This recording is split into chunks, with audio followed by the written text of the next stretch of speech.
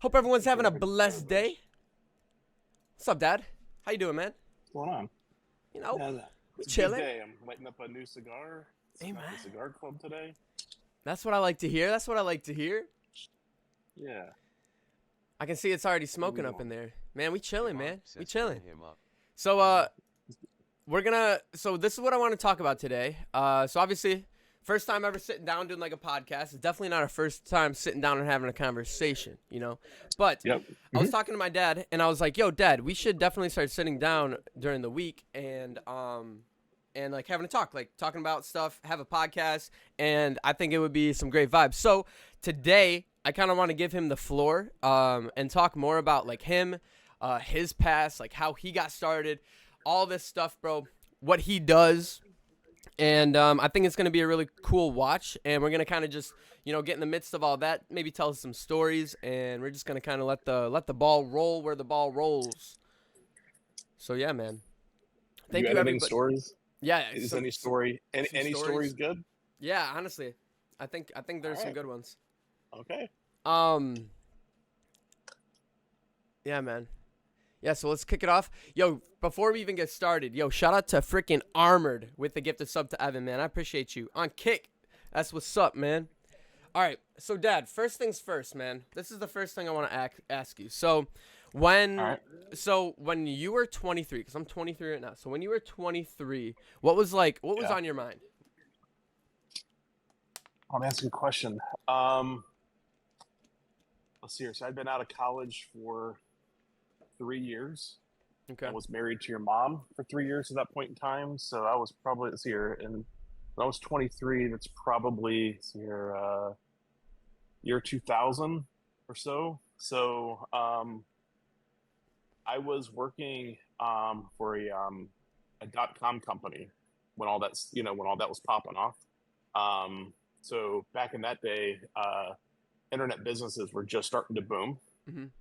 and I had just finished working as a school teacher at a Christian school, which was not a job for me. It's not me, Why is that? and I'm not disciplined enough. You know what I mean? Like I wanted to have more fun than teach. Yeah. So like if you remember, like I went to school to be a youth pastor. So Mm-hmm. I do um remember that. so that was kind of more my take. It wasn't like trying to like hold people accountable to assignments and all that kind of stuff. I was definitely the fun teacher. We were having class outside, just doing all That's that kind of awesome. stuff. But you know, in the year 2000, what was interesting was before it got to 2000, everyone was was all worried about Y2K and that planes are going to be falling out of the sky when the clock turned and all that kind of stuff. And basically, it was a big non-event. I think it was just a lot of stuff. A lot of people, IT people made a lot of money then. But at that point in time, I was working for this marketing company. It's called 555 Need, NEED. Now, back in that time, before cell phones were kind of a thing, but they didn't have the web interface that they do now. So it was more texting and phone calls. Okay. Interesting. So what was still being used a lot was everyone used to dial the number 411 to get free information. So that's how you would look up a phone number. You didn't Google it back then. You called 411, got connected to a like an automated system, and if you needed help, there was an operator there, and they could help you look up any um, What? public number. So it could be like if you had a number listed in the yellow pages or something like that, they could look that up for you. But that's how you found numbers back then. Or you had to pull up the yellow pages, this big blocky yellow, this big. You don't even have them anymore. Those big books of yellow pages. There was two sections to it. The consumer directory, which is like where anybody that had a phone number at their home was listed in there, unless you Says marked you it as have a yellow do page. not list. And then the other half of it that's where businesses advertised. So back then, everyone was trying to figure out how to make money online, and so what is now known as pay per lead marketing, which is a really big business today. Like I use it for a little bit of what I do. I mean, obviously you've done some affiliate marketing. You've gotten some sales through there. That's all pay per lead affiliate marketing. And so 555 Need, it was a company called Nexus Communications. They had a bunch of they were pre IPO. So they were getting ready to go public because all these .com companies were going public back then, and they would raise a bunch of funding. And so we were a company that got a ton of funding from, I think it was Russia. I think there were some Interesting. pretty big wigs over there. But it was a fun environment because like the president was this young guy. Like if I was 23, he was probably 30, and he Ah, like he brought his dog into work. Like it was just like bro. everything about working for a .com company was about it being a fun environment.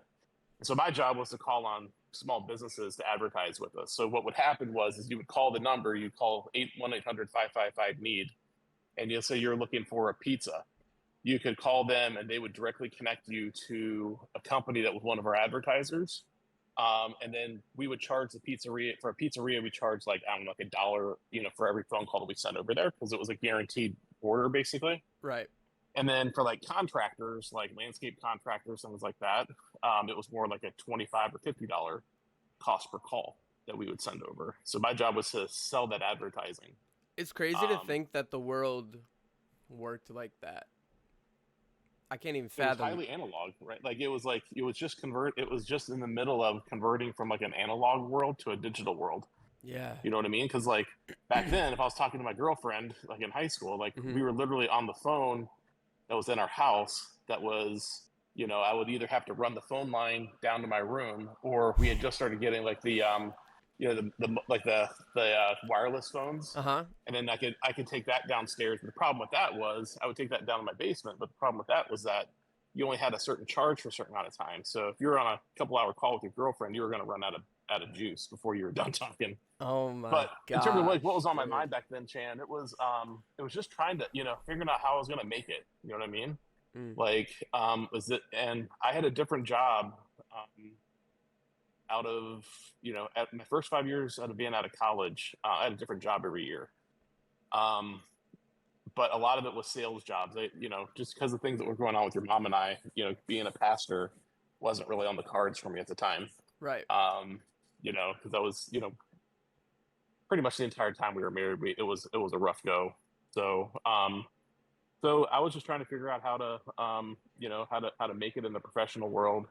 At that point in time, I had a bachelor's degree in religion and youth ministry, and I was trying to make it in the business world. So I was just, and I watched my dad, growing up.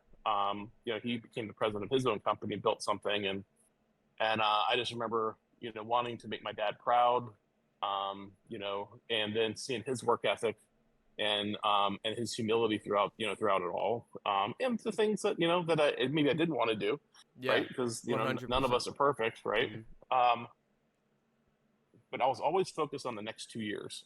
In Mm. 2 years, I'll have the car paid off, and so it was, we took on a lot of debt at the time, so I was really worried about money. At the time, when I was working at Nexus Communications, I was probably making back then $75,000 a year, which is actually a lot of money. Yeah. But before that, I was working at the Christian school. I was getting paid like $30,000 a year. Right. So we were doing really well. We were actually saving up to buy a house, and so we were just thinking about the future. We were thinking about having kids. You weren't born yet, and we were living in Baltimore, Maryland at the time. So we weren't even back in Virginia yet. So we had, I was living in Virginia right when I got out of college, lived there for a year or two, then moved to Baltimore for a few years, and then moved back to Virginia. That's when we had you and your brother, when you guys were born. Wow. So I think one thing that's like just like highlighted to me throughout the whole entire little excerpt there was the fact that you said like you want to make your dad proud, right? Like and like how you're thinking when you were 23, it's like how am I going to make it, bro? That's like what's on my mind right now. And the 2 year thing is like very very similar cuz I think about it the same way. I'm like, you know, what am I and then also the jobs thing. I think the like the experience level is like quite similar, and I think I need to stop like comparing myself sometimes because it's like I have to remember you were 23 once, like living this part of your Oh life yeah. too, you know what I mean? Sometimes Uh huh. it's I can forget that. Ryle says this is Well, awesome. Yo, W chat. sweet. I think the reality of it is that there's no substitute for time.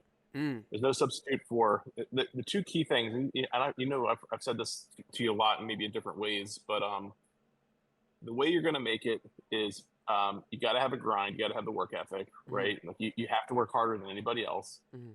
You have to have humility throughout the whole process, right? Because nobody wants to help a prideful or conceited person. But if somebody's is humble, they're going to be willing to help you. And I think just having a little bit of while you have that grit and perseverance and work ethic, you got to have a little bit of patience too, because anything that's worth having isn't going to come fast. Mm. You know what I mean? So oftentimes, if you were to blow up in your career, I'm not saying it's always like this, but if you were to like take off in your career, if you took off, from like what you're doing, and it wasn't this grind, number one, you wouldn't appreciate the ride, you wouldn't appreciate the work ethic that it would take to sustain it. And just look at again, they're goofballs or whatever, but look at the Island Boys, right? Yeah. Like they were hot for a while, but it wasn't. Now they're kissing each other. Right. So now they took off, and then they if you go up that quick, you're also going to fall that quick. Ah, You know dude, and that's exactly what happened to me with like I think I had the work ethic when I first initially like blew up on TikTok, but I didn't actually have the work ethic until I went back to work and I'm where I am now. And I think it's a whole entire different shift, because it's like, dude, I had the work ethic, like I'd show up every day and like stream and do all these things, but it's like I wasn't like making videos daily. I wasn't like putting my skills in a direction where I'm like, okay, I could create a business out of this, right? So I think that's like one thing I need to really, and then the humility thing too, dude. Like sometimes I can catch myself like just being big-headed in areas. I know, dude, I've made a lot of progress too. Like I think one thing I want to mention, dude, is like when like I had that jump on TikTok, like that period of my life, bro. You're young and you feel like you know everything and you've seen everything, but it's like, man, in 2-3 years, my whole entire life changed again. You know what I'm saying? And it's gonna continue to be like that. And I think that it's cool. It's an interesting thing, man. Yeah. So when I think about it, if I was to think about, being your age, the things I need to focus on. If I look back, because now, see, I'll be 48 this year, so I'm 25 years later than where you are right now, right? Right. And so, it's a whole nother life. Things that it is, but it's if you kept these guiding principles, like I'm big on frameworks, right? Like we can talk about some of the frameworks that Michelle and I had when we got remarried. Now we kind of manage that through the family, but in terms of a framework to be successful in the professional world is work ethic, humility. What was the other? Work ethic, humility, patience, but you also have got to have integrity. If you ain't got integrity, because then, we've often talked, Chan, about some different scenarios that there's no need to defend the truth, right? And if you ain't done nothing wrong, whether it's on the personal side of your life or professionally or whatever, you got nothing to worry about. Right. And so those, I think, are the keys to being successful. And then, and then you got to figure out what your passion is. I've been fortunate enough to work now I got to start in about 24 years in higher ed. And that was a good fit for me. I have a passion for it because it's not for everybody, right? Like I always joke that I'm an executive at a school, and my son doesn't go to school, right? Like, he went to a semester or two. But you know what? I think as a parent, we have to understand that's not for everybody. Man, that's huge. Can you go into that a little bit? Like as a parent, like that's such a huge line, bro, because I think, there's in our relationship, we've constantly battled with like creating that line of like, okay, like, you know what I mean? Like you need a foundation, but I also support you in like doing this dream of yours, right? But you also need to be smart, and like I want you to talk about what that like looks like in our relationship a little bit, because I find that very interesting. What's up, Tyler? What's up? Everyone's saying hi to Pops. What's up? Hey guys. I think as a parent, number one, you have to understand that so within our house, right now, there's six, siblings, Mhm. right? That Michelle and I love and care for, and support, and whatever. And the whole goal is for you guys to become fully functioning, good people, but being able to be able to start a career and support yourself and that sort of thing. Um, and I think what I learned, especially when you guys were going through high school, when we were really, bumping heads like crazy, but I mean, there was a lot of sleepless nights with you and Braden, man. I'm telling you, the stuff Man, that you were pulling. we were crazy, But dude. I think what I had to realize was that you guys are all different, right? Um, what's going to work for Braden may not work for you versus what works with all your younger siblings, right? And one thing that was really clear as I look back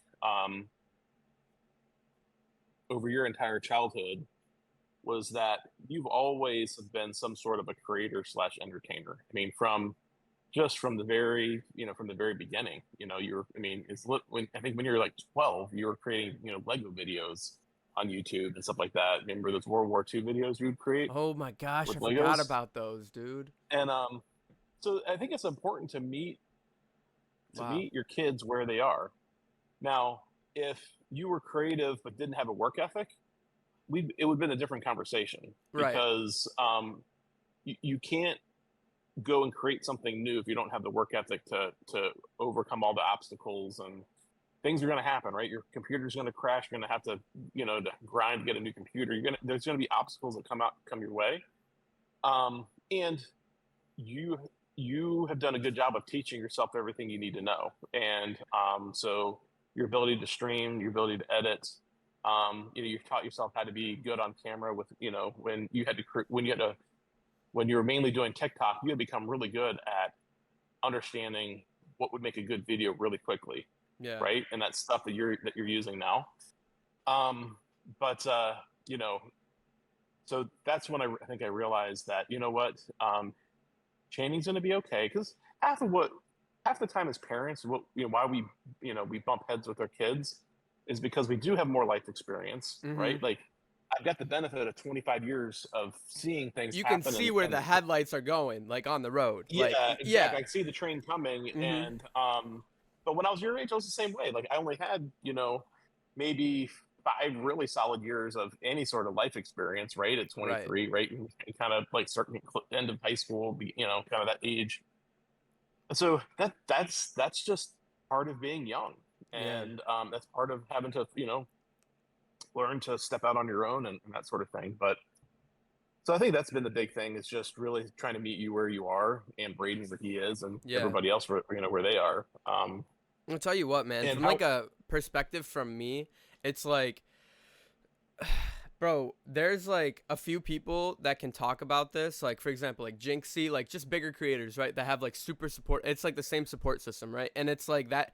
I don't think people understand how important it is, especially if you're like still at home. You know what I mean? Like trying to break out, right? And you have supportive parents. Like, it is a whole different rodeo versus like, because when I come home, it's safe. Like, and I come home, like my opinions are valid. I can go home and literally sit at the dinner table and talk business, talk about what worries me, girls, bro, anything, right? And like I could talk Yeah. about that in front of everybody. And just having that, bro, is so important. Like, I literally have homies, bro, that I'll talk in Discord calls with, and it's like they Hmm. haven't sat down and had like conversations like that with their people in so long, right? So I think Yeah. what's also important in that, like if you flip the script too, is like, bro, what type of person does that create? Like, the qualities that are important that you've showed me, now I'm going to take that, and like that's what's important to me with like creating like community and like building my online community, right? Like through all this digital stuff, right? When I make a family one day, right? Like all these different levels of life, I think that is like one of the most important things. And like parenthood, dude, like to support, like, but like you said, it's a line. Like there's obviously like life is gonna life. So if there's an integrity problem or like a work problem or a work ethic problem, and you're still creative, like those things do need to weigh out, you know. But Yeah. Yep. So and it doesn't, I think, the deal that you and I, that, that we have in our house with you being there is that, you pay rent, Hmm. every week, from, the money that you make. So there's accountability there, getting used to paying bills, right? And then there was, some increased expectations on, we have a large family, right? And only so many cars. And so there's times where we need you to, run, pick somebody up, that kind of thing. So there's things that you do to help around the house, help manage the house and everything. So, um, so I think, the more, Michelle and I were looking at it, it was, what is the best way to help you launch? And so there's no other way other than doing it. And, you got to work for it, because you got to be able to make that payment every week. It's not cheap, because Mm-mm. we try to make it a little bit of a stretch. Um, but you know, They're so asking if you can adopt them.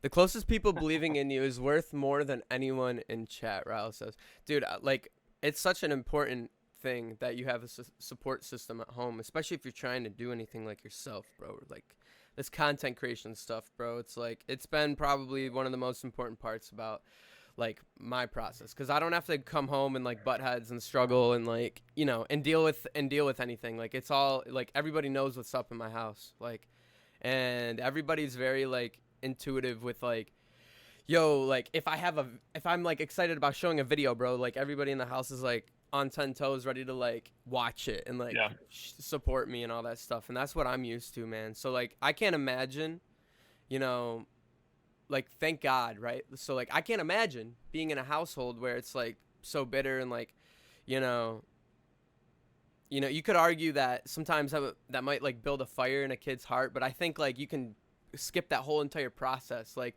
you could say like, oh, it's like the revenge arc. No, no, no, no, no. It's like, it's more of like, dude, if you have a good home setup, you're like, it's like a really good foundation. It's like getting a head start to something, versus yep, like having to go through the whole motions of like, oh, I'm gonna prove them wrong. Da da da da da da. Nah, nah, nah, man. Like, it's a whole support thing. I can't wait for the vlog yeah. in a few years where you guys reflect on this. It's going to be so wholesome to see how far y'all came. Hi YouTube, let's go, dude.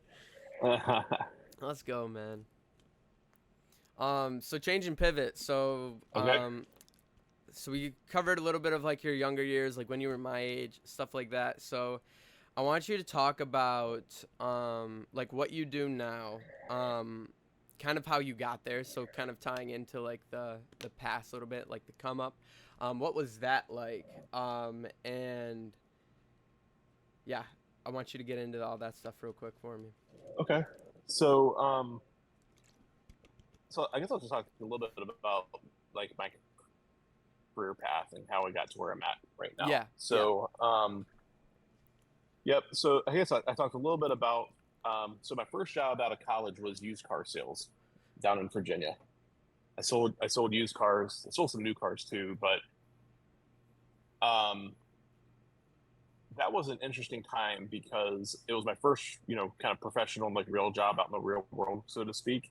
So, it was the first time having to work, 40, 50 hours a week, trying to make ends meet, learning a new skill. Cause like I had never, I'd done some of my own things. And like when I was growing up, like I had my own lawn, uh, lawn mowing business that I started. I had probably like 12 houses or 12 clients that I built up when I was in middle school and high school.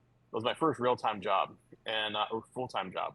And I learned how to obviously work with customers then, how to overcome objections, just basic sales, which after moving from there to the Christian school that I taught at for a year, then back into sales again at Nexus Communications.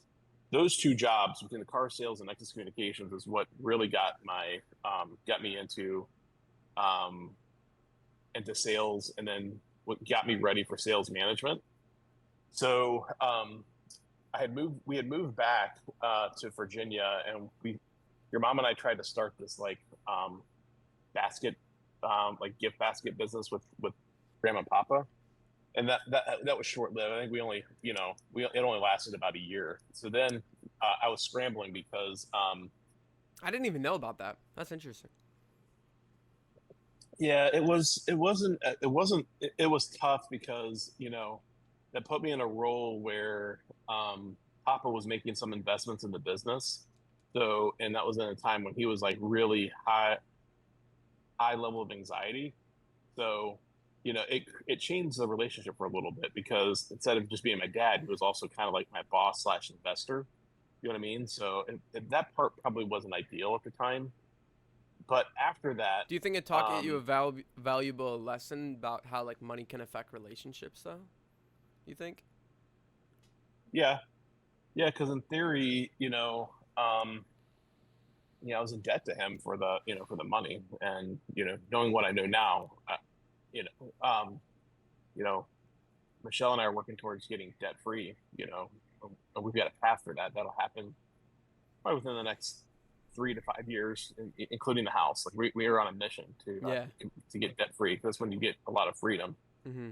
Um, but at that point in time, what was happening was the business was failing, and your mom was basically helping with the business, but was also stay at Mm-hmm. home, so she wasn't working. And at that point in time, she didn't have her nursing degree yet. Um, I feel like I so remember when I was really young and she was like going, like, I still remember her going to school. she Like, would go to school. Yes, and that didn't happen until. So what had happened is the business wasn't doing well. We were running out of cash, and we had to move out of our house. We got foreclosed on in our house. Ended up having to no file way. bankruptcy. I Yeah, that did was the not know scariest point. that.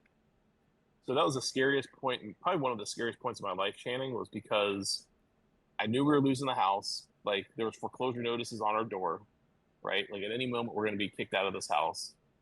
And at that point in time, you were born, and Braden wasn't born yet.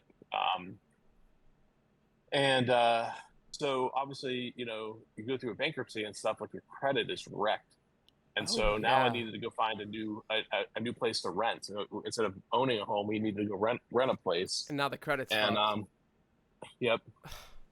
So was able to. I can't remember if maybe Grandma and Papa helped co-sign on it for us. We got into a little townhouse, and that's where Braden was born. And I but feel like that's when I remember, like, I have early memories of, like not the house in Virginia, but before that. It's like very faint. there would have the one you would have remembered. We lived in a duplex driveway. Yeah, I do remember that Um, very vaguely. so I was just trying to find a job that had a salary and had growth potential. So I had graduated from Liberty, and we were living down in Lynchburg. So I actually went to school at Liberty, and so I was what they call an academic advisor for the time they called it the distance learning program. So this was before like Liberty had like a huge online program, Mm. but they had a program which was basically like a correspondence program. So you would get Scantron tests in the mail. So you actually have to fill in the Scantron test. You had to have somebody that we approved as what we called a proctor that had to sit there and watch you take the test. So it was completely. We talk about analog. It was analog. It wasn't online. And then they would have to mail the Scantron test back in, and we had a whole grading department. And all they did is they just ran Scantrons all day long and posted Oh, them online. oh, that's such a So boring job. I would so lose I my wasn't doing that part. I mind. was advising students that were registering for those classes. So I would Okay. get them registered, and so it was a little bit of it was kind of like it was all over the phone and email and stuff. So kind of like a call center environment. And when I was there, I had an opportunity to go from an academic advisor to starting what they called graduate admissions. Because what was happening was all of their grad programs, like their master's level stuff, was the recruitment for it was being outsourced to an external call center, and it was costing a ton of money. So the Liberty had decided to bring that in house and do it themselves. So I was the one that started it for Liberty to do it in house with my time he's my boss. Now he's like been mentor. Now my friend Lee Boma, you remember him? Yeah. Lee. He's cool dude. Yeah, Lee. I went to his wedding. Mm, was it his wedding? Yeah. May have been. Yeah.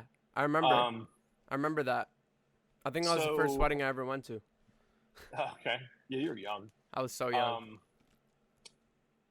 so so my first job as a manager, so my first role as a manager was associate director of graduate admissions.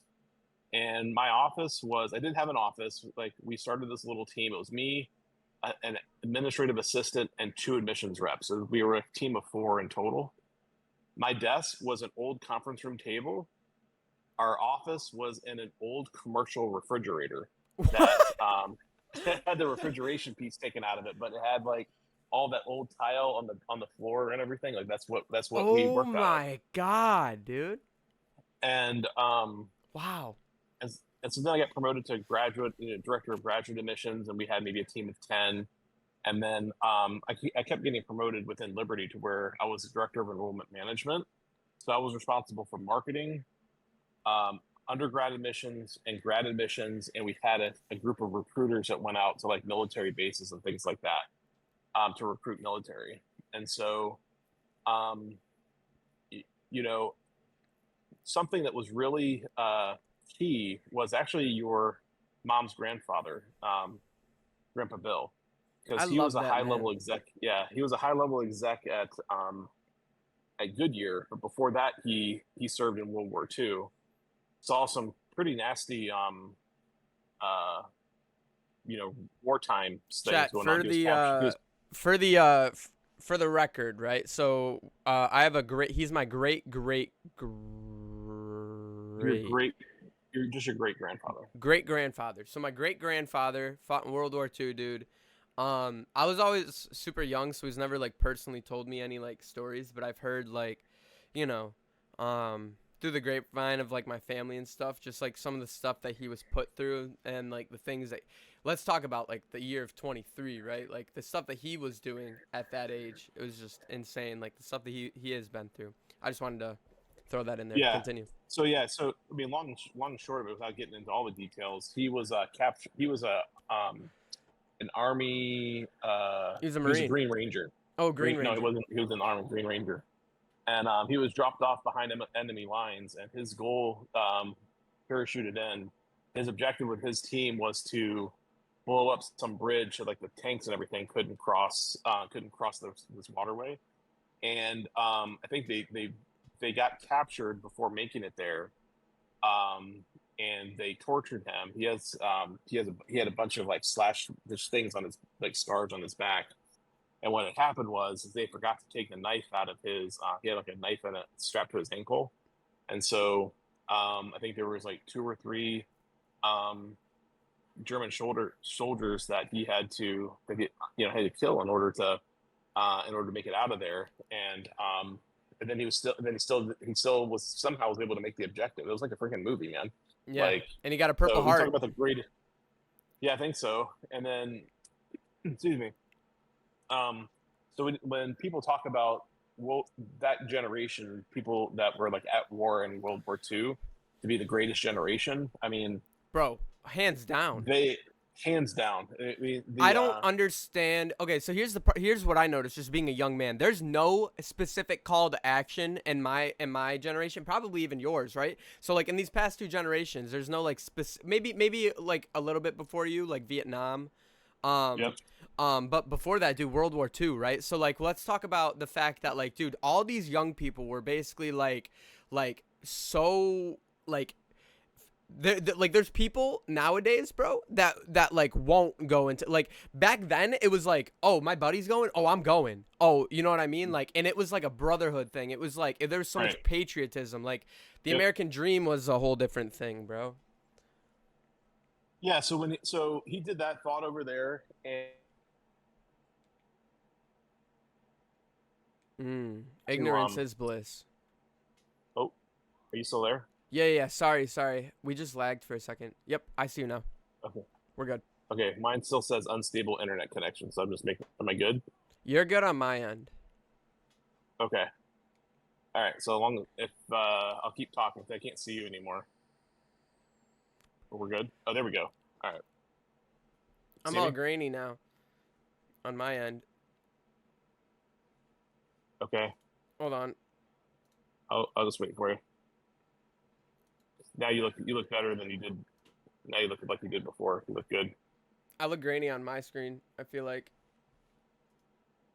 All right, we'll just let it ride. Okay. So when he got back, Talking about they Grandpa were Bill, right? when Grandpa Grandpa Bill got Bill, back. yeah, when he got back from the war, he got a job, low-level job working at Goodyear.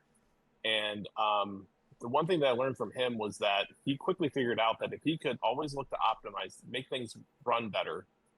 So if he could figure out a way to make a two-man job a one-man job, streamline things, uh, you would always be seen as valuable. So what he did was is Mm. he had some sort of an overnight job, working like third shift or something like that. That it took like four people to do. Like there's four people doing whatever this job was. I don't remember what it was. And shoot, somehow everybody was sick for a week. Something happened where he was the only one doing it, and he figured out a way to make a four-man job a one-person job. And so he kept getting promoted, just always trying to make things run better, work better, that kind of thing. It was, he was a good people person. And I think really the principles that we talked about at the beginning of this live stream, all, were all how he lived and worked. So he became like an associate or VP in Goodyear, would open up plants in China, Japan. Like he traveled the world, Wow. doing that. But the lesson that I learned, that he told me as basically your age, is to always, integrity was important. That was part of that generation, work ethic, and then I think the other part that we didn't talk about earlier is just always trying to innovate, Mm. right? And so I've carried that with me everywhere I went. So I've always tried to figure out ways to, when you look at marketing dollars, you have to look at the cost per enrollment or cost per whatever you're selling, cost per sale. And the goal is always to make that as low as you possibly can, because it's going to provide a return. You're going to be able to enroll or sell more if you're able to make that more, effective, right? Right. And that's just what I've done my entire career. So when I became the director of enrollment management, we probably had, I don't know, 100 staff members at Liberty at the time that I was responsible for. And then, I was noticing, like, look, in your career, just like in school, I remember having this conversation with like you and Braden, and it's the same thing with teachers or bosses that I would say, man, why are your grades suck in this class?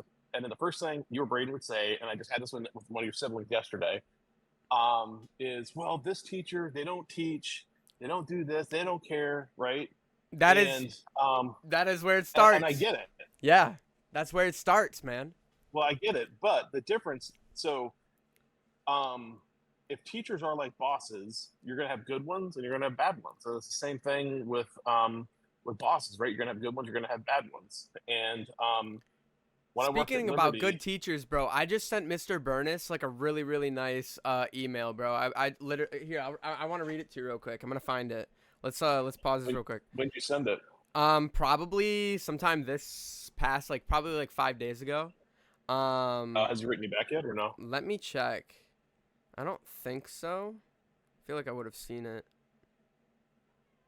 I'm kind of like scrolling through my email, seeing if I can see him. I don't, but oh wait, he did.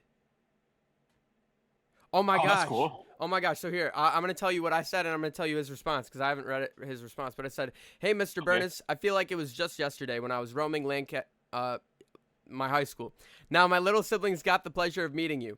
Grayson sent me a picture today talking about you, and I instantly lit up. I remember how much of a handful both me and Braden were. When I think back to high school, there weren't many teachers that took the time to develop a relationship with us. Man, I can't tell you how much gratitude I have for that. You always believed in us. I just turned 23 in March. Crazy how time flies. Right now, I'm running my own content management and video editing business, as well as live streaming and creating content on all platforms. Over the past few years, I've done upwards of 300 million video views and 500,000 followers across the board. The ship keeps sailing. Braden is working at an Audi dealership as a manager. He also has himself a lady. He's 21 now and is also going to school while working full time. He's hustling also for sure. I just wanted to reach out to thank you on behalf of the trailers because Braden and I had so much stuff going on at home and no one really understood it unless you took the time to build relationships with us. Thank you, Mr. Burness, for being optimistic and helpful when it comes to launching these young men and women into their adult years. It is so extremely important that there are teachers like you out here motivating and inspiring the youth. I said, I hope this message finds you well. And then I put like dash Channing. So he got back to That's me and awesome. said, what's up, Chan man? Thank you for the update on all things trailer related. I was subbing in a class yesterday and was glad to get the chance to meet Grayson. It was funny. As soon as he opened his mouth, I sensed familiar vibes. All three of you have this cool, articulate, engaging way of chatting. If anyone else has told me they were an aspiring full-time streamer, I'd probably reply with a fairly substantial eye roll. But if anyone can do it, you can. Wow, bro. Keep doing you, man. I'll listen to you a little extentacion in your honor this afternoon. What? Uh, that's cool, man. I was just talking to Chat the other day about how he was my favorite freaking. He literally carried me through high school. That's crazy, bro. I'm gonna have to get back to that email today. Yeah, you're gonna have to. But yeah, just spinning that topic back on how like it is so important, like for a good like just youth, bro. Not only in the parents, but in the teachers, bro. Like even in bosses. So like I could spin it back on this. Like, for example, right? Like, now that I'm running my own business, it's like, bro, I've had so many problems with, like, a boss or something like that where it's like, okay, now I don't want to act like that. Now I don't want to do these things. And, yeah, how do you think having, like, a good teacher, affects the livelihood of, like, a young man or young woman? I guess where my point was, I was going, Channing, is that you're going to always have both. You're going to have good teachers, bad teachers. You're going to have good bosses, bad bosses. And at the end of the day, there are certain things you can't control. You Mhm. can't control which teacher you get. Now, on a boss level, you can, if you have a bad boss, you can make a decision to fire the boss and and work someplace else. You always have that option, right? In school, you don't really have that option. Mm-mm. The teacher you have is the teacher you got. And so rather than focus on everything that sucks that's out of your control, then the only thing you can do is focus on the things you can control. That's it. Mm. And when you boil it down to that, it's pretty damn simple. And so if you have a bad boss and you don't really have an option to leave, or you have a bad teacher, you just do what you have to do to get the job done. And you just have to realize that person isn't going to be a Mr. Burness, right? Mm. He's not going to be that person, not going to be somebody you look back on and have a lot of gratitude for necessarily in terms of directly impacting you. But Right. where you can have gratitude is in the sense that you learn something in terms of like what the struggle, right? Because that struggle, life's hard, man. Like life is never going to be simple. It's never going to be easy. You're going to have periods where life is easy, and you have periods where things are really difficult. And so whether it's having to overcome that in school, or having to overcome that in work, just focusing on the things that you can control is the only way to do it. So, and that was starting to happen to me at Liberty, because I had when I first started there, Lee was my boss, and then there was a lady that was running that was like the executive director. Her name was Patty Thompson. And both of them were so focused on developing people and identifying like Yes, good Dilly, talent, 100%. that that's where I got my first break. He was the one that gave me the opportunity to step into an associate director role for grad admissions, sitting in a commercial, a refrigerator with a conference room table as a desk, and basically said, go figure it out. And so at that point in time, when that happened, I was like, you know what, I don't have a business degree, and I just need to learn the stuff as quick as I possibly can. So that's why I went back and got my MBA from Liberty. And so that was a point of like high growth for me, high and fast, like quick growth, because I was taking things I was learning from my MBA and putting them into like my real world like career situation. And I was just coming up with ideas and different things to make things better. And we were, at the time, if you think about this, back in the early 2000s, online or distance education was really frowned upon by a lot of institutions of higher ed. Mm-hmm. Companies weren't really sure about it. Could you really learn online or in a distance format? Right. And now it's like it's a staple. It's like the way to go now. It's expected, right? Like Right. Institutions of higher learning, colleges and universities know that it can be done. Employers understand the value of somebody that's done an online program, because there's all kinds of benefits from it. And so, but during that time, Lee had moved. He was moving on to a different role. Some new leadership got brought in, and I had some bosses that were they were tough, man. Even though Liberty was a Christian school, I could tell back then that some of the people that were in charge were going down not an ethical place in a lot of different scenarios. So I have a And question about if anybody, this. yep, Because in the midst, so I want to tie this into a question from chat too, from Dilly. He says, can you Okay. ask Pops any advice he would give to someone who is 21 to 25 feeling stuck? So obviously in the midst of all of this, right, there's like, Yep. because you said, there's patches of life that can feel really good, and then there's patches Yep. of life that, you should never expect it to go like this. You should always expect it to just be like this, because that's life on life's term, right? So what is your Yep. advice to somebody from your point of view, like being 20, 25 and just feeling stuck? So the reason I had so in that time frame is when that age group that you're just talking about right now is roughly when I had a different job every year, so over about 5 or 6 years, right? And so I think you've got to be willing to try new things. You have to keep pushing forward, right? Because there's no matter what job you're in, there is something you can always take from it. So a lot of it is perspective. So if you have the perspective of you're in a job that you feel is a dead end job that isn't going to get you anywhere, there is if you really take the time to assess it, look at it, there is definitely something that you can take from that situation and take it into your next job or next opportunity, or just just put it in the The file just store cabinet. it away for another day. Yeah. Yep. And so that would be my thing. And then I think the main thing is in that process of continually moving forward. And that might mean you might have a different job every so often. And early in your career, you're trying to figure that out, right? So you're trying to balance this idea of trying to show some stability, right? Because if you're just taking jobs and you're jumping from place to place, if you do that for too long, then employers are going to start wondering, are you dependable, right? Am I just going to hire this person for him? Because it takes a lot of time and money to hire to recruit someone And train right them. to find them as an application, to apply, to interview them, to onboard them, train them. Most jobs it takes 6 months to a year to become good at it in a professional world, even if you went to college for it. So Right. I think it's when you're young, you have the time to take risks, and I think the main thing is don't overanalyze things. Just make a decision. And you and I have had that conversation quite a bit You do around. you do worse to yourself in what you're trying to do by just staying stagnant and doing nothing. So like Right. if you're And just so sitting there it's thinking, definitely not being yeah. right. So it's definitely not being irresponsible, right? Take the time to, sometimes you got to look at a situation or not, or, your job and maybe another job, and you've got to do the pros, look at the pros and cons. But at the end of the day, there's really no bad decisions. Would you go back and make a different one?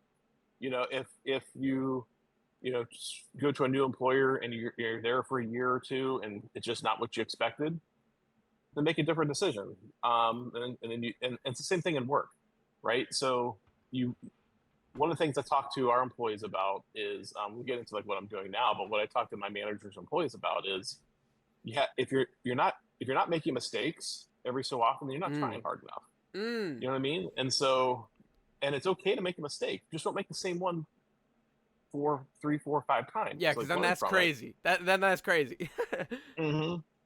Yeah, I agree with that Yeah. wholeheartedly, bro. I remember Coach Scott, like, because I always had, when I played hockey, like, you know how, like, I could always edge really good and get, like, really low and make those tight turns on my left side, but on my right side, I struggled. Bro, like, he would just tell me, like, every single time you go to that cone and you fall down, like, you're like, it's like you get a little edge into your skate. Like, just keep doing it. And he was right, bro. So, and then it was like, bro, like, do you remember how good I could skate backwards with like the crossovers and all that? Bro, that's all from that type of stuff. So I just think too, like, bro, like, I'm very analytical when it comes to like, especially the way I can take like imagery and put it into my brain from like life, right? So like analogies are huge for me. So I always pull those back from like, like hockey or things that I learned too.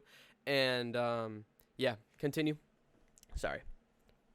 Yeah, that's good. So, do you think I answered the question that he asked? He says if you're not making mistakes, you're not trying hard enough. I love that, man. See, that's huge. Yeah, That's huge. and then you also got to find not employers are, all employers are built different, right? So some of them are going to be supportive that way, others won't. And Mm. so, as a young person in your career, What's you're up, really kind Ashley? of pursuing a couple things. Kind of the principles I talked about in the beginning, right? They're going to make you a good professional and to be able to develop. But you're also looking for what your passion is, right? And sometimes you go to school and you think it's going to be one thing, or you start off, even your streams of, the content that you've been doing over the years has changed, right? Mm-hmm. And now you're finding more about what your passion is. Like you're still learning it. And Yeah. then I think the other part is that if you're working for somebody else, you've got to find the work culture that you want to want to be part of, right? That's huge. So, and if you're happy there, from being an employer, if I can make it as good of a place to work as it possibly can, no place is perfect, but then people are loyal, they want to do a good job, they want to work, and then it's a matter of where do you want to go? Do you want to just be the best person at that level and in your job, and not have to take on because it's stressful taking on management and leadership roles, because Right. everything the buck stops with you. You know what I mean? And so I think you have to figure out where you want to go. But the main thing is keep taking one, or you have to keep taking a step I think every day. that's a good Taking a point. step. Like just keeping a high level of optimism throughout life, man, is just like huge. Because it's like I said, man, one thing I always tell people is like if you walk into a math test, right, and you're thinking you're gonna fail, you're probably not gonna do so well. Like our psyche is so wigged out like that, dude. Versus like you don't need to be overly confident and like gloating and blah blah blah blah blah. But if you're confident and assertive and like you have a plan and you're and like these goals and you've manifested like where you can be, right, and you've imagined all this stuff, like the hardest part is like showing up to work every day. Like, cause that's where that's where you gotta understand it's gonna be like this, right? And just accepting that, like, hey, man, there's gonna be really good days, there's gonna be really bad days, but it's not about today, tomorrow. Like, it's about focusing on these next 2 years, making the best next steps to get me to these next thresholds of life, right? That's what I'm thinking about. Yep. Yeah. So with my time at Liberty, what it ended up happening was I needed to take a look at when the new leadership came in. It was pretty clear that my path was going to be stunted quite a bit, and I was not going to be given the same opportunities I was before, and nor was I going to be developed the way given the opportunities to develop. So, that's what I got a call out of the blue from a recruiter about a director of admissions position for a school I'd never heard of up in Buffalo, New York. So going from Lynchburg, Central Virginia, and Lynchburg all the way up to Buffalo, New York, it's a pretty big culture difference. And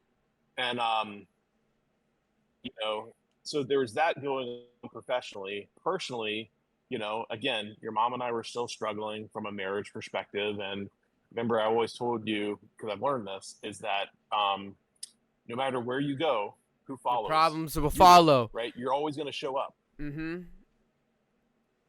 So your problems will always be there no matter what.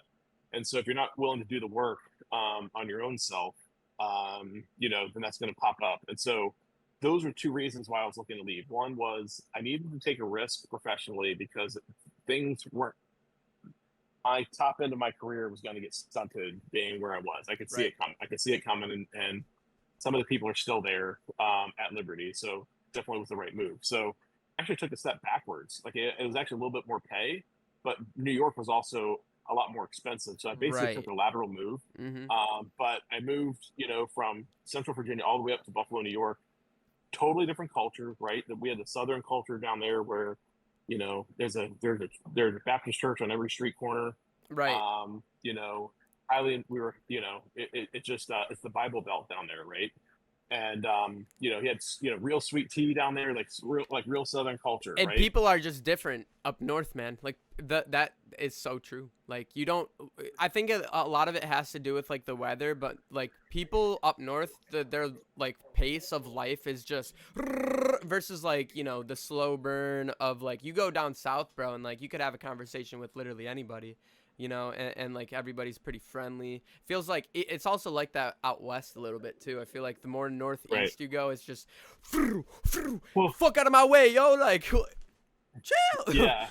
and what's great about one of the reasons why I moved up to number one, while I was looking for a new opportunity, when I got the call, to come up to Buffalo to interview, they were willing to fly your mom up with me, and then they were going to let us stay in Niagara Falls for the weekend. So I had no intention of moving to Buffalo. I wasn't moving to Buffalo, but at the time I was making hardly any money, and it was a free way to go on a short vacation with to get out of and go to Niagara Falls, right? Yeah. So I really saw it as a timeshare presentation. Like I was going to do the interview, then I'd have a weekend in Niagara Falls and just be done with it, right? But God had other plans. I got there and I met with who was going to be my boss, who ended up being my boss for gosh, 18 years, 17, 16 years. Her name was Doreen. Interviewed with her, some of the other members of the team that was the online, well, I say division, but it was just a few people at the college. Met with the president, met with a couple other vice presidents, fell in love with the culture, the people there. They'd all been there for 15, 20 years already. Mm-hmm. And then toured Buffalo and, fell in love with Buffalo. I didn't know what lake effect snow was until I moved up here. Had no clue. Didn't we move up here and it was the October storm? Like October storm was right after we moved up here. So we moved up here in June. I remember that. You and your mom and your mom and Braden moved up in like the end of August, right before school started, and then in October was when we got 3 feet of snow, knocked the power out across the whole city. I remember being in the house and like we had no power, we had candles, bro, and it was like, I loved that and then house, we went bro. up That was to, such a cute little it was a cool spot. little house. Yeah, it had an awesome yard.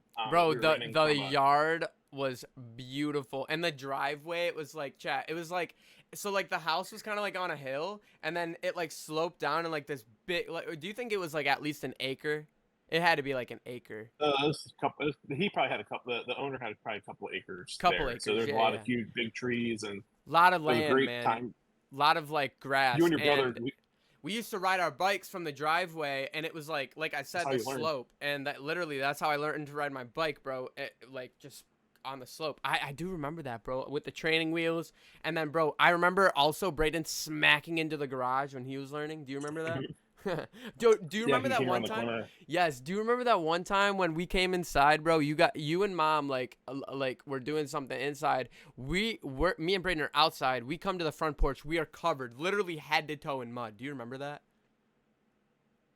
Yes, you were playing in some mud puddle outside. Yeah. That was one of my best memories, bro, from that house. All right, continue, my bad. Yeah, man. So I accepted the job, so I knew I had to take a risk. So moving your entire family, having already gone through bankruptcy, gone through foreclosure, lost a house, reinventing myself, right? Because I had a religion degree that it didn't really prepare me for anything specific if I wasn't going to be in ministry, and then so I knew I had to make a move. I put the work in to get my master's degree. And got this opportunity to come to this school, and they only had 200 students online. They had 3 degree programs, an associates in business, IT, and accounting, and it had on the entire team. So I was managing a team of 4 as the director of admissions. Everything that fell underneath my boss Doreen was only like 10 employees, and so I was charged with growing the online enrollment and helping to bring ideas around how we can continue to grow. So, so then I started identifying other degree programs that we could run online, and it was really competitive at the bachelor's degree space, right? So like everybody, all these other for-profit schools were looking to add online bachelor programs, and they were really big in the space. And so I quickly figured out that, you know what? There's people that are these adult, we mainly went after adult students, is what we targeted. And so I realized that these adult students needed to get in and get out quick, and they needed something that would help them get a job quick. And so we focus on 2-year programs, on associate degrees, and that blew up. And so we have like what are called diplomas, associate degrees, and bachelor's degrees now. So you can come in and just do something for 3 semesters, 5 or 6 semesters, get in and get out, or you can do a full bachelor's program in like 3.5 years. We kind of accelerate it. And so over the years, yeah, I was promoted from a director of admissions. Then I was an associate campus director, which was for online. So I was managing marketing, admissions, academic advising, and I had like one or two other departments. I was kind of co-managing it with my boss, Doreen. And the where I work now Thank you, Daly. I think so too, has man. always given me opportunities to grow and develop. And so then I became a campus director, managing even more departments. I became a market director. Um, and so now I'm in a role of vice president where I'm in charge of marketing for the entire college. We have campuses in 4 states. The online program has grown from 200 students to just under 8,000 students. And we have 300 employees that are just dedicated um, to managing all of the online degree programs here at the college. So, um, and in all of that, a lot of mistakes were made, right? Made some bad decisions along the way, bad hires. And one thing that I did that probably changed the trajectory of my career was we started doing these surveys to all of our associates that worked for us. So that group of three, back in the time it was probably like 200. And in the surveys, it was about what the work environment was like, and they could they could rate different questions, and then they had open comments, and then the open comments, my name came up a bunch, not in a good way, because I wasn't a good leader. I was managing, micromanaging. It was just the philosophy was all out of whack. I just wasn't a good boss, to be honest with you. And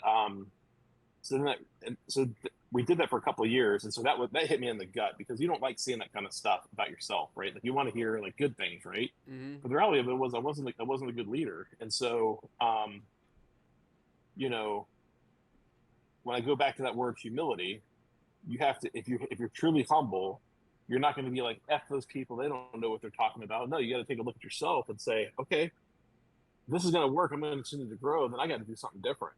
Mm. And so what I started to do is I worked with at the time I had, I don't know, 4 or 5 managers reporting to me. We started looking at the survey results, and I started seeing themes.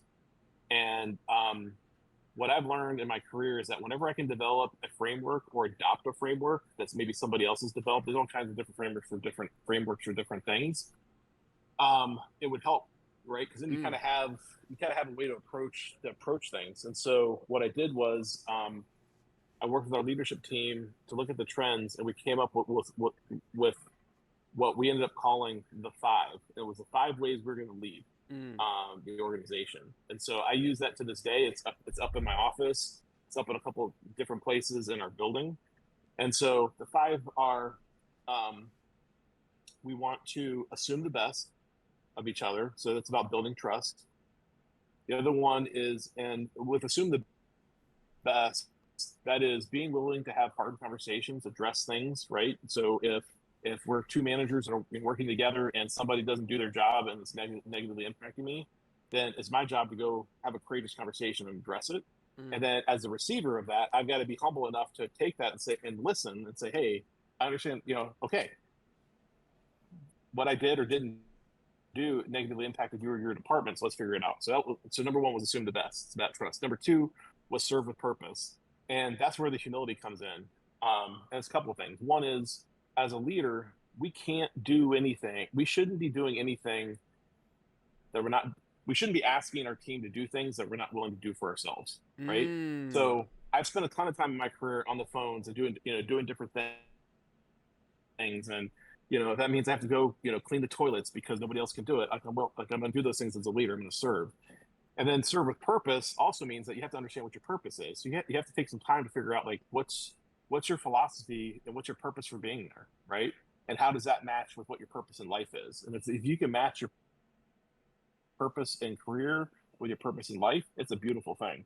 So 1 was assume the best, 2 was serve with purpose, 3 is develop for tomorrow. And so as a leadership team, I was given opportunities to learn and grow and develop earlier in my career. And so as a manager now it's my job to pay it forward or pay it back, and give those same opportunities to the people that are coming up in any organization that I work with. So if that's providing mentoring opportunities, coaching, development plans, trainings, just throwing somebody a project and say, hey, go figure it out. Let me know if I can, how I can help, but you got to figure it out, right? It's all about that.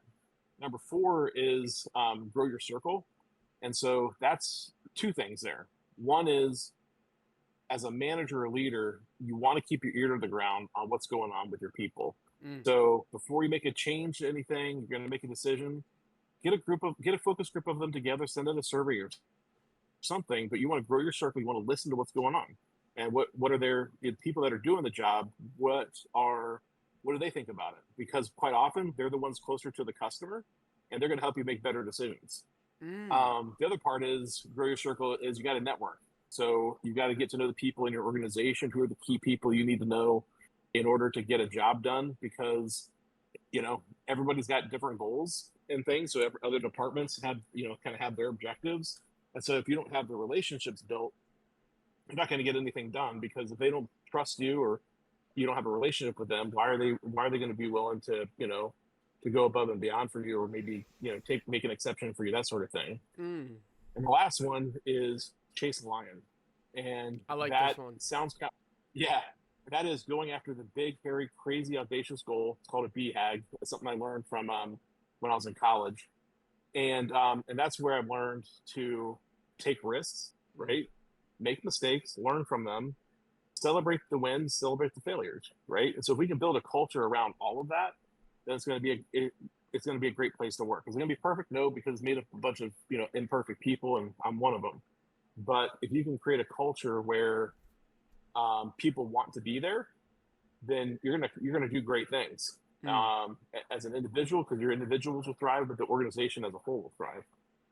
And so what I learned in all of that is, when you're leading, you want to be leading the 95% of people that are there for the right reasons, right? There's always going to be that 5% of people that hate working there, that take advantage of policies, that skirt the rules, that kind of thing. And what I learned is that we don't build our processes and how we manage people around those 5%. We'll deal with them, but I'm not going to set up all these restrictions around our employees to manage those 5%. We're going to give everyone else the freedom, and then trust them to do it. And then if for that small percentage of people that aren't carrying their weight, then we coach them, we coach them out, fire, whatever we have to do. But in all of that, you get every opportunity to get it turned around. Because if you're really developing for tomorrow, you've got to leave no stone unturned, help get that person on board and in a good place. And sometimes it might be a different role in the organization too. They just might be in the wrong job. I like that, Dad. I like that. So now I've been a VP for 2 years. I'm learning, so I'm in another kind of stage of learning to be like a higher level executive. So my voice is and confidence is stronger now than it was 2 years ago. Still got a ways to go with it, but that's what makes it fun, That's cool. So. I like this, man. I like this. This is a good conversation. So, goals. Said you want to get house paid off, be completely debt free in like up to 5 years. That's like the maximum time, like 3 to 5 years. You said, dude. Yep. That's cool, man. And what's important with that is,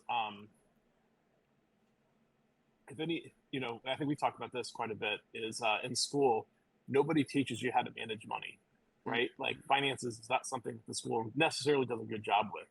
And from a society perspective, debt is seen as like just kind of like what they call table stakes. It's just part of life, and you just have to accept the fact that debt is part of it. And so what a lot of young folks do, and I did the same thing, is you get into you get your first credit card, you get your second credit card, your third credit card. You kind of you're doing well with it, and you're just using it to pay monthly bills. You pay it off at the end of the month, and then an emergency happens, right?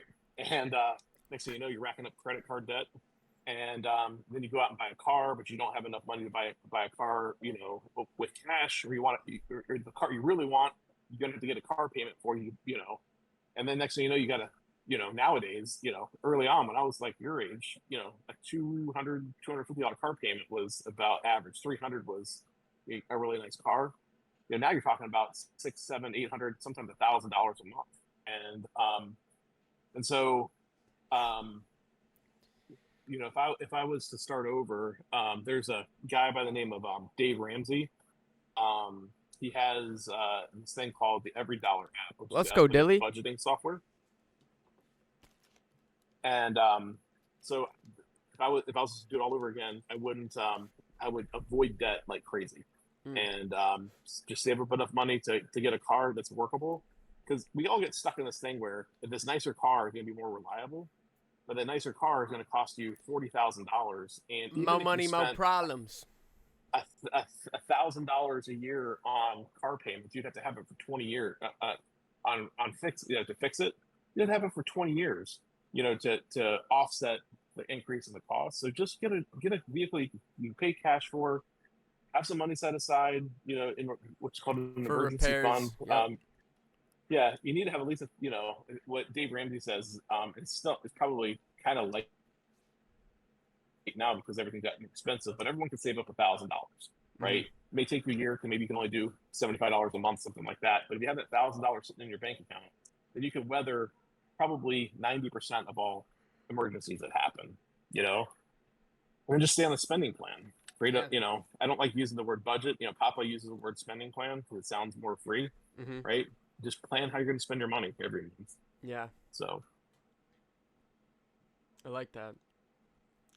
There's a lot of good things that we can be all learning about in unison with these podcasts and these streams, man. I'm excited to do our next one. Do you want to start doing these like weekly, like every Saturday at like 3 or something? Yeah, we do that. That would be sick, dude. Yeah, like most Saturdays. Yeah, most Saturdays. Yeah. Yeah. If we can't do it one week or something like that, no big deal. But I think this would be cool. And this is dope because we can just I literally can just take this VOD and just post it right to my YouTube. I won't even mess with any editing or anything like that. Okay. So I think next episode, what I want to talk to you about is your Cigar Dude Society, this business that you're starting, and how you've kind of, how like that stage of life. And then also I want to talk about a few other things I'm going to jot down, and we'll kind of go over like a little, like, not a script, but like a little talking points like we did before we started this one. And we will go from there, man. But okay. Is there anything else that you want to talk about in this today? Not necessarily, unless there's somebody has has a question or something. Yeah, that's a good point. Does anyone have any questions for Pops? This was a great time, dude. We should.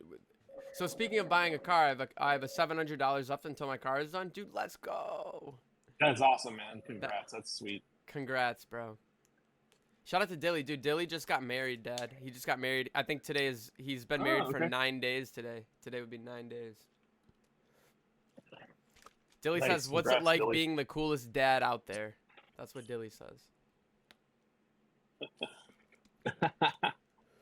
I don't know if I always was. Channing and Braden and I, we had a lot of clashed a lot when they were in junior, senior, maybe 1 year kind of out of high school, which required me to kind of you go back to the humility. If you have humility, you're going to go back and say, okay, this isn't working. I just remember when we were going through some of those difficult times, I thought I was going to lose you and Braden, as like having like a long-term relationship, right? Like once you guys turned 18, you guys are going to be gone and not want anything to do with, me or the family and that kind of thing. And what's cool is that, I think we're in a place where, the relationship has changed. It's more like friend / mentor, right? It'll always be your dad, but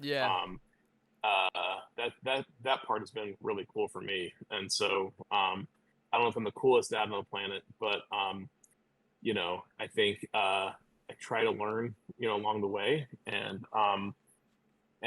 try to think about the long game, because how we parent and the decisions we make impact our kids in the long run, Mm. right? Like the sweatshirt you got on right now was a result of what happened, right? And Yeah. so, um, you know, I got to own that. And there were some difficult times because for you and your brothers, because of that, and and I own my part of it, I and think what's cool, dude, is like there is an extreme passion that you have just for like creating some cool byproducts of yourself, right? So like, and I'm excited to like it now. Granted, I'm not, because of what I know and like what I've seen. Obviously, I'm not like in any rush, right? But one day, man, I think it's gonna be cool to have that type of relationship with my son one day. Too, granted, if I ever heck yeah, man. can have one, but yeah, man, I think that's what's important, bro. Is like, you know, well, our time here on this earth is so limited, so maximizing on those relationships and just being cool, bro, and cordial is way better than being at odds or like even just having like anything in your heart. Like, bro, like I used to, even the past couple years, bro. I'm not gonna name any names or anything, but I just live my life angry at somebody, and like you don't need to live your life like that, bro. Like you just let things go. If it doesn't pertain to your exact situation, let it go. If you can't control it, most certainly let it go. And like you just have to realize that sometimes things happen in life, and like you either let it affect you or let it be a lesson you learn from these things, right? So like the reason why I like having these conversations with my dad is because I want to be on the best level playing field when I get my chance to be a father, a mentor, a teacher, a leader, all these different things, right? So, and all this stuff starts with the conversation, right? And I don't think it's very normal nowadays for a lot of kids to have this type of relationship with their parents, and it's sad, and I want to showcase this, and I want this to be out there for people to think about and watch and stuff so that they can grasp what we have going on through the screen. I think that's Yeah. cool. And yeah, man, I think it all starts with you, right? So like let's say you don't have a great relationship with your parents or da da da da da, right? Like if you're bringing kids into the world, right? Are those the same types of things that we're going to be thinking about, right? So we're talking about byproducts of ourselves and children and all these things. It's so so so so important that you know there's a relationship there. Yeah, Um, man. Grandma and Papa are coming in town in a couple of weeks. Oh. You might want to have him on, Yeah, let's do like it. maybe with me or like three of us on. Yeah. I could bring him up here. Yeah. We could Um, we could do it like this, or like two of you on the screen, and then gotcha. because the Yeah, way he's my just out. podcast is set up is like I have two windows. I could just bring him here and I could flip it That's what I'm saying. Yeah, yeah. landscaping and sit next. Yeah, Yeah, gotcha. yeah. Perfect. Yeah. Yeah, that would be awesome, man. Yeah. I'm really excited because like 2024, man. I'm just putting out a lot of different like stuff on the internet. Like just I'm very comfortable making content that I want to make right now, and this is one of the things, man. Like 2 years ago, I wouldn't even thought about doing something like this. I'm just thankful that So like this stuff is gonna be out there. Like Ryle said, bro, you never know. Like a year, down the line, somebody could be watching this, and this could really just like help somebody out. I don't know. But what were you yeah. saying? Um, are we going to continue seeing more of Ozzy over time? Yeah. What's that going to look So like? I was asked that question on stream yesterday, and they were like, I forget the exact parameter, but they were like, "Do you regret?" It was this. It was like, "Do you regret taking Ozzy away, and why?" And for me, I was like, "Yeah, I do regret taking Ozzy away because I let people that don't know me or have no association with me kind of like run the show, right? And you should never do that. No matter how right or wrong you are in a situation, right? Like I think you got to stand your ground and just you got to be in your place, right? So Right. if we pivot back to that time in my career, man, like it's like I would be Sketch right now. I would have been Sketch 3 years ago. You know what I'm saying? And I'm kind of careful about like molding myself into one character or one area or Yep. doing one thing or one video game, but he's here and he's alive and he's well. And I think I'm gonna make cool little like things from all of my characters, like all of like moving forward. Well, yeah, I think that's the opportunity for you, man. I think I know I texted you this the other day. Is that I think not. I think stepping away from Ozzy for a period of time. Can you still hear me? 'Cause I just saw it go unstable again. Yeah. Jen? Yeah, I can hear you. Okay. Am I still there? Okay. Okay. You know, we talked about this, you know, just about, you know, even though you stepped away from Ozzy there for a while, I think that was something you had to kind of work your way through. But I think that on the flip side of it is that because he went away and you did a bunch of these other things, the good news is that you're not just Ozzy, you're not just Sketch, Yeah. right? Like, and you have these different characters, and I think the opportunity is somehow use those characters to keep a storyline going with all the stuff that you've got going on, and you know, whether Ozzy gets stuffed in the closet and you know something has to happen in order to get Ozzy out, whether it's you need to leverage that. You need to leverage who's your granny character, Dude, Dolores. this is right where I'm getting into. Like, I have a viewer that knows every intricate part. His name is Abstract. He knows every single intricate part, every Dolores song that dropped, the whole album, like every part of her story, right? It's so cool because I was playing Fortnite with some viewers yesterday and we were just talking about it. And like one of those things that I need to do moving forward is I need to get back into like a good GTA roleplay community and just dive in a few times a week to do the characters, not to like binge the game, but to do the characters and like make the content, right? Because that's what I'm good at, and that's what blew me up in like the live streaming space initially, bro. That's what I was doing, and I have a lot of followers that still are doing those things. I think I need to put those characters into that as well as like my regular content, right? Like an ad that I do if I'm like trying a candy, right? Like get Ozzy up in there. Like I think shit like that is cool, and that needs to be expected with me. Yeah. I think it'd be interesting too. And again, I'm just talking right now. Do what you want.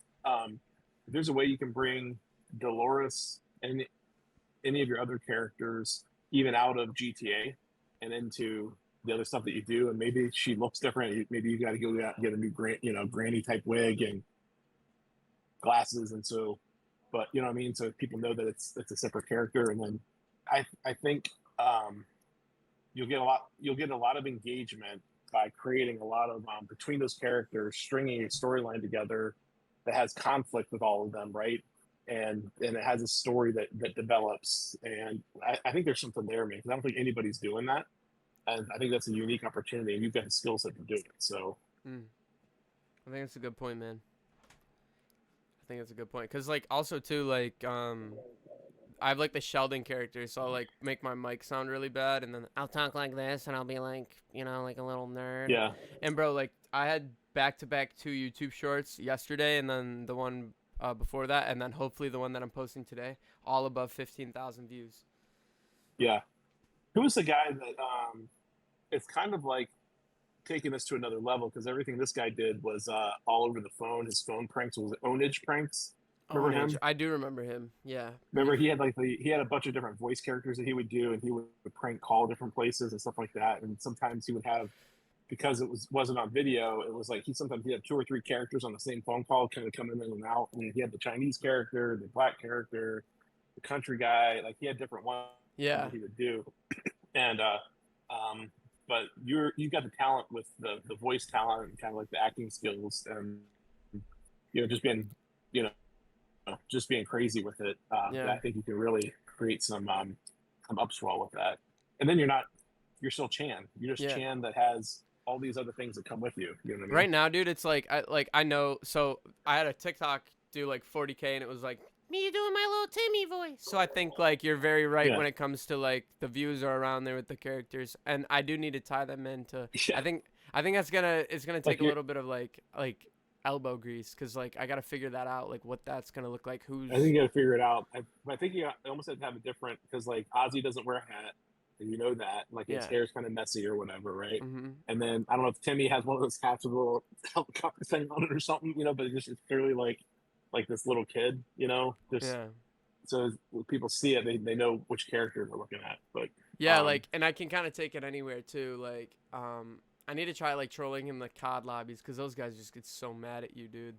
And like, I like trolling. I like messing around, but I also like being yeah, serious. So I think it's smart. I like this slow burn like aspect of my career right now because it's not as fast paced as it once was. However, um, I'm learning how to make more money than I was making when I was doing 10 million views in a week, right? And like that's the important right, part too, and like all the skills, the humility, all this stuff. So I think there's a lot of takeaway from um like even what I've done in the past 60 days, right? So like the stuff that's working is these characters, right? So I need to keep making the content. I think people like when I mess with people. People like the wholesome moments. People like it when I'm doing something cool, right? And then also people like, just the comedy aspect to it. So, um, I think I need to keep that rolling, man. But yeah, I think I'm on like a roll right now, dude. Today is day 63, I think. Day 62. I haven't missed a live stream. We're going for a it's year. awesome, man. Um, Yep. yeah, man. I'm getting like clients just from word of mouth, man. Like I know I haven't really spoken publicly about like what happened on the website and all that stuff, but and I won't. However, um I'm learning very quickly that this is the route that I want to take with my life, man. Just like doing my own thing because it's like there's so many aspects to this that I like and that I think are gonna benefit me just into like my manhood and everything that comes down to being like a leader and all these different things, man. And I'm just hungry, bro. I hope you see it in me. I'm hungry and I want it so bad. And I can't wait That's it. to come back, bro, and just boom. Here, Dad, for the mortgage, if we're not there yet or whatever, bro. Like I want to come back and like and really like bless the family, bro, and just like do Yeah. cool things, man. Well, I don't need anything, man. Just you making, you doing what you love and watching you grind, work hard. That's all I want. Is if you can continue the things we talked about, if you can have the work ethic, stay humble, continue to innovate. I think you're gonna have to innovate what you're doing and try to figure out because you never know what's going to happen. Like everything that's happening with TikTok right now, Right. right? Like Yep. you're Yeah. gonna always have to be trying to because you got your own business, you're gonna have to be looking at that sort of thing. Mhm. Have a high level of integrity, like what you talked about with what happened with your website and stuff. Not talking about it publicly. That's because you're gonna have a high level of integrity. There's no reason to blow somebody else in, Mhm. and because what's it gonna do? It's not gonna be positive, and always just want to do the right thing. If you do all those things, I have no doubt that you're gonna make it, whatever make it is, and um, but I fully believe in you that you're gonna, build this up to where you're gonna be able to support yourself. How big it goes, who knows?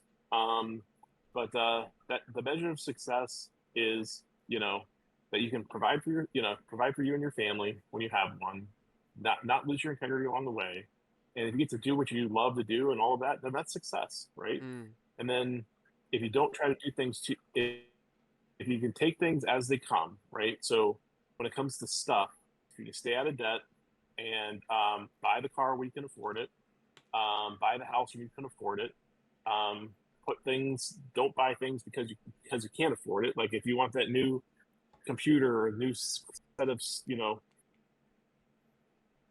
Air Jordans or whatever, don't buy it until you have plenty of cash to do it. Right. Throw it on a credit card or something like that. It's gonna be way less stressful for your life. Yeah.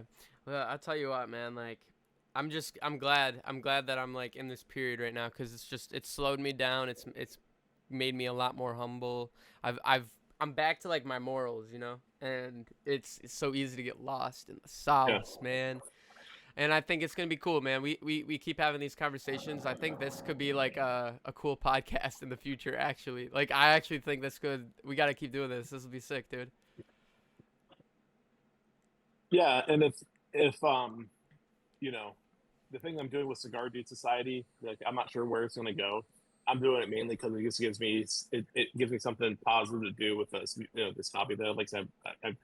think it's been about, I don't know, 3 years since I've kind of gotten into cigars, and it's something that's like it's a hobby for me, and because of how crazy life was before and stuff. I wasn't in a mental place to be able to have a hobby, and so now it's just something that so I just want to build and review cigars, have conversations like this around a cigar, stuff like that. So yeah, I'll probably need some help talking to you about some of the things I want to do with Cigar Dude Society. Yeah, man. So I I'm want to do all things a in. little bit different. So That would be so yeah, cool. Like, that would be so cool, dude, because a lot of people in the live streaming space and in the streaming space and the podcast space, like yeah, cigars are such a big staple, right? So if you can kind of capitalize on making that a part of the brand and then like even having a podcast, are you kidding me, bro? Like this could be cool, dude. I think you could. I honestly think one of the things you got to do, dude, is we got to create like a podcast around Cigar Dude Society because your business connections into like being like if you could somehow get somebody's time like you and a Scott Beeler, for example, like if you guys could have like a conversation or something like that for an hour, like bro, that's real deal, like, you know what I mean? um and then you yeah, get some editors behind it and you like, you know what I'm saying, this could be like some really like a high level production thing and you could get that stuff moving quick. yeah. I think so. Yeah.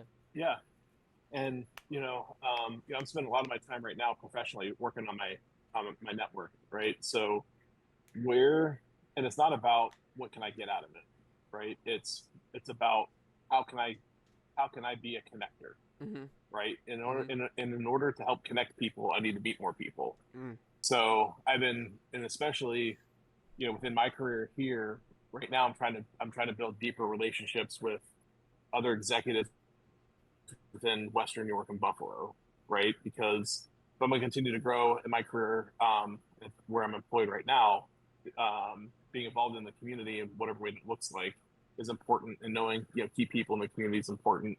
But then like just earlier this week, I'd met through a friend. I'd met somebody else that was looking to transition into a new career, starting a new business, and there was an opportunity to connect that person to somebody else that I knew, and over lunch, I got those two people connected, and maybe something happens, maybe something doesn't. But that's how you just want to bring value to wherever you are. And I think helping people get started, and you know just you're paying it forward, and eventually something will circle back my way and all of that too. Yeah, man. So You never know, bro. This could be cool. never know. Never know. All right, I think this is a perfect time to wrap it up. Um, Okay. I think we covered everything that I want to cover for today. This was a W podcast, man. Such a great episode. Okay. Let's schedule, if you're free Saturday next week at 3. Let's do another one, bro. Shoot for like another hour and a half. This was fun to watch, man. Much love, dude. Thank you, man. This was awesome, and thank you, Dad, for sitting down and making this a priority, bro. I appreciate you. Yeah, absolutely, man. I'm your Michelle and I are for you.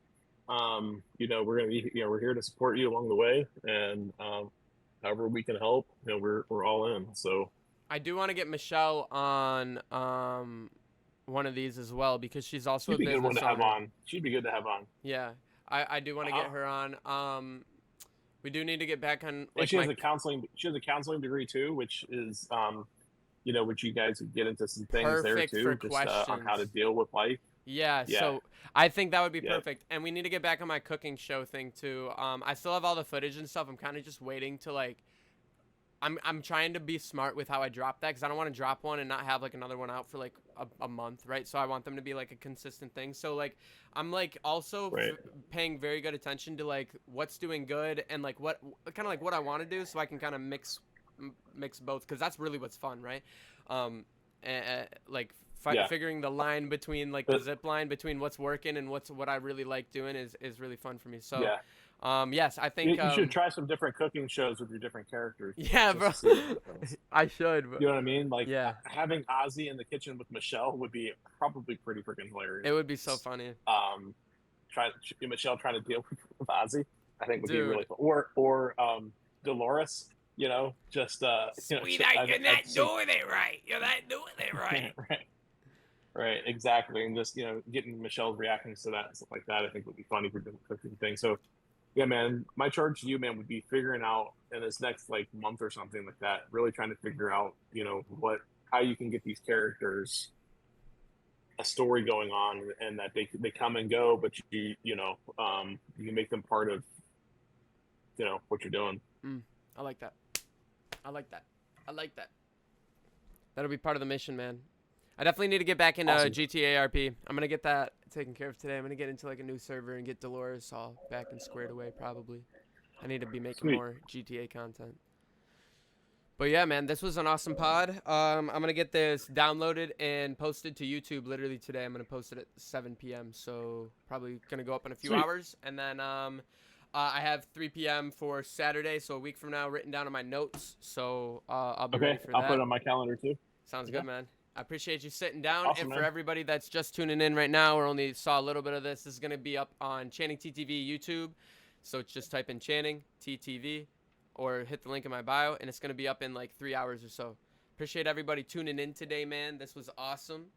Ask your dad if anyone ever say he looks like Eddie Hall. Do you ever does anyone ever tell you look like Eddie Hall? Who's Eddie Hall? Who's Eddie Hall? I don't even know who that is. I don't know. I'm about to look it up too. Eddie Hall. Eddie Yeah. Hall. Yeah, I'm going to look it up too. Eddie Hall. Is it the British strongman? I'll take that. Oh, yeah, the I'll British take that, strongman. That's funny, bro. I'll take that, man. I'll take it. W Armored. Hey, man. I appreciate everybody tuning in. We're going to wrap this up. I am going to be doing another live tonight around 8:30 to 9. You guys know the deal. We're not missing a day. This does not count towards the stream streak. This is just a one and off like little podcast. And hopefully we're going to be doing these weekly on Saturdays. So be on the lookout for that. A lot of cool stuff coming on the way. I got to get done some editing before we start another stream. Going to get some shorts out. Got some work to do for some clients.